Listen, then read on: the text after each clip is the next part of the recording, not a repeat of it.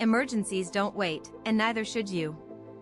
This video's got the lowdown on life-saving first aid hacks for allergic reactions, impromptu stretchers, household kits, and more, whether you're navigating outdoor trips, high temps, or a fainting emergency. Stay sharp, stay prepared, your next move could save a life. Did you know some people with severe peanut allergies can die within minutes if not treated? Most people panic and try to give water or wait it out, but that's the worst thing you can do. Step 1. Ask if they have an epinephrine autoinjector. It should be used as soon as symptoms appear. Step 2. Administer the shot into the outer thigh. Press firmly for about 3 seconds. Call 911 immediately, especially if they are having trouble breathing or swelling is spreading. Approximately 200,000 to 500,000 people in the US experience anaphylaxis each year, and quick action can mean the difference between life and death. Even if they've used an epinephrine pen before, a second dose may be needed if symptoms persist or return within 5 to 15 minutes. And that's something most people don't know. Do you know what to do in an emergency? Tag someone who needs to know this life-saving tip. Every year, over 30,000 people suffer spinal injuries because someone moved them the wrong way in an emergency. Most people try to lift the person by the arms or shoulders, but that can twist the spine and cause serious damage. Step 1. Gently support the head and neck to keep the spine aligned, never twist or bend it. Step 2. Use a firm board or a rolled blanket as a stretcher substitute. It keeps the body stable during transport. Step 3. Carry the person with at least 3 people, one at the head, one in the middle, and one at the feet, to keep the body straight. According to the Red Cross, improper movement during emergencies can lead to spinal injuries in up to 20% of cases. And if you're ever unsure, call 911 immediately. Emergency responders are trained to handle these situations safely. Next time you're in an emergency, remember, move with care, not with force.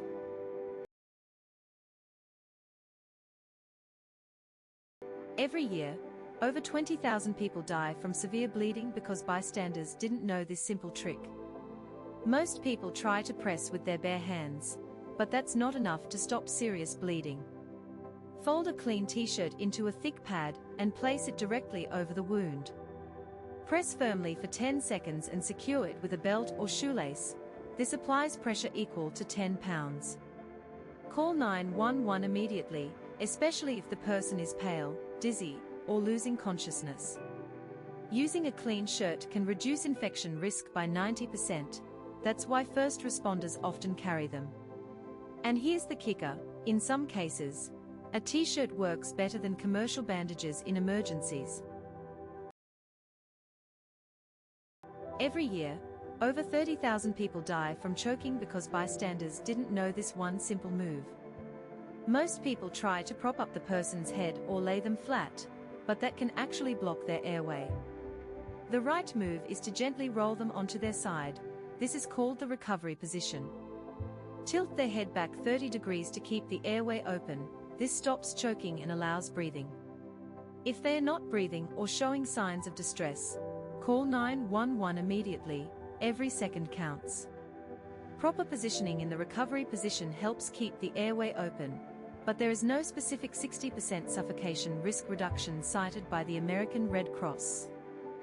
You can learn and practice the recovery position in a few minutes as part of basic first aid training. And it could save a life. Did you know 1 in 10 people will faint at least once in their lifetime? And most people don't know what to do next. Most people try to catch the person or move them, but that can actually cause more harm. The correct first step is to gently lower the person to the ground as soon as they lose consciousness. Next, raise their legs about 12 inches to help blood flow back to the brain. It takes less than 30 seconds. If they don't regain consciousness in 60 seconds, or if they are having trouble breathing, call 911 immediately. According to the American Red Cross, most people who faint will recover quickly if positioned correctly, and many injuries can be avoided. And here's the kicker: most people regain consciousness within 60 seconds if they are placed in the right position. Could you do it in time? Do you know CPR? Tag someone who needs to see this. Comment what first aid tip you want next. Every year, a significant number of hikers suffer preventable injuries simply because they skipped one essential item in their first aid kit. Most people rely on a bandana or a shirt to stop bleeding, but these can become soaked and useless within minutes. The first step is to use a sterile gauze pad. It can help control bleeding in many minor cuts. Next, secure it with medical tape. A single roll can help hold a bandage in place for up to 24 hours. If the wound is deep or won't stop bleeding, call for help immediately, don't wait. A small bottle of antiseptic wipes can help prevent infection in many outdoor wounds. Don't leave home without it. And here's a pro tip. A little petroleum jelly can prevent chafing on a 10-mile hike. Most people never think to pack it. What's the one first aid item you always carry? Comment below and tag someone who needs to see this. If someone collapses in front of you right now, would you know what not to do? Moving their head the wrong way could cause permanent paralysis, and it happens more often than you think. Approximately 1 in 10 accident victims suffer a spinal injury, and you can check for it in under 30 seconds. Step 1. Keep the head aligned with the body. Do not tilt or turn it side to side. Step 2. Check for pain or resistance when you gently support their head. This could signal a hidden injury. Call emergency services immediately if they show signs of pain, confusion, or can't move their limbs. And here's the kicker: even if they seem fine, they could still have a hidden spinal injury. You just checked it in 10 seconds. Do you know CPR? Tag someone who needs to see this. What first aid tip should we cover next? Every year, more people die from heat-related illnesses than hurricanes, tornadoes, and earthquakes combined. And it can happen in minutes. Most people panic and do the worst thing.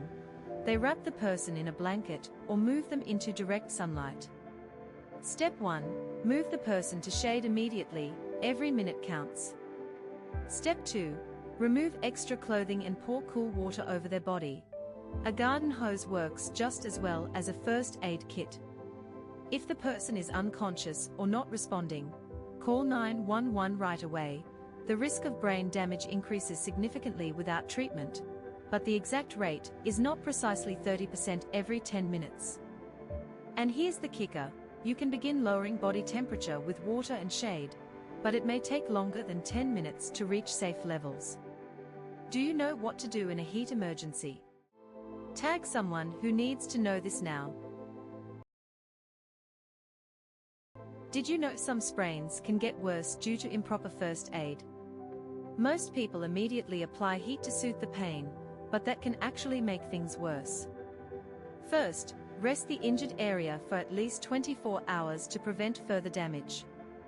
Next, apply ice wrapped in a cloth for 15 to 20 minutes every 2 to 3 hours during the first 48 hours. Elevate the injury above heart level as much as possible during the first 48 hours to reduce swelling. Using heat within the first 24 to 72 hours can actually increase swelling and delay healing. Know the right steps, and you could avoid a trip to the ER. What first aid tip should we cover next? Did you know a child can lose consciousness in as little as 30 seconds? Most people freeze or try to shake the child, but that's not enough.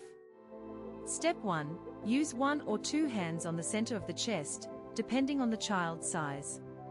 Press down about 2 inches deep into the chest, fast and hard, about 100 to 120 times a minute. After 30 compressions, give 2 slow rescue breaths, just enough to make the chest rise. Every minute without CPR drops survival chances by 10%, but you don't need to be certified to save a life. Just keep doing 30 compressions and 2 breaths. and you could save a child's life. Tag someone who needs to know this. What first aid tip should we cover next? Every year, over 5,000 people die from choking, and 12% of fruit-related choking deaths among toddlers involve grapes. Most people instinctively stick a finger down the choking person's throat, but that can push the object deeper and make things worse. The correct finger sweep is only done if you can clearly see an object in the airway, never guess or act blindly. Instead, give 5 back blows between the shoulder blades, then check again for a visible object after each cycle of back blows and abdominal thrusts. If the person is still choking and not breathing, call 911 immediately, and keep checking for visible objects after each cycle of back blows and abdominal thrusts. The American Red Cross reports that 1 in 5 choking deaths is due to improper first aid. Knowledge can save lives. And here's the kicker: many people make it worse by sweeping blindly. Always look first. Do you know CPR? Tag someone who needs to see this. What first aid tip should we cover next?